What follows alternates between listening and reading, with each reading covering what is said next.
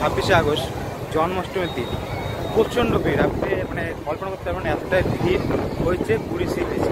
দিক দিয়ে হাজার হাজার মানুষের ঢল কিন্তু নেমেছে পুরী সি বিচে। মানে জুম করে একটু দেখায়, ওই সাইডে দেখুন আর ঠিক এটাও দেখতে